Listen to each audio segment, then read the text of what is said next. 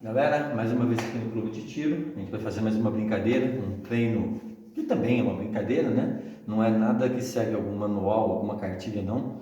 É uma invenção que nós bolamos aqui em cima da hora, mas é legal, tá?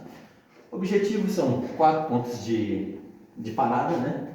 Primeiro, marcação 9, 7, 5 e 3. Vão ser 2 tiros de pistola, 2 tiros de rifle, 2 tiros de pistola, 2 tiros de rifle. Tem 2 aliens ali, 2 zumbis.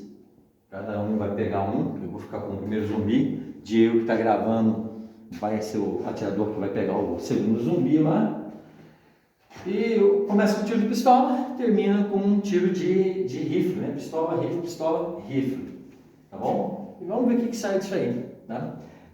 Nós não vamos fazer troca de carregador hoje, mas a gente vai intercambiar as armas, tá bom?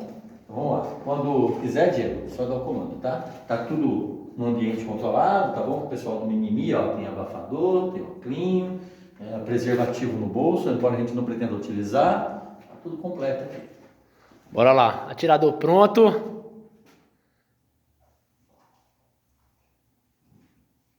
É só falar pista quente e dá o comando que começa. Pista quente. Fogo!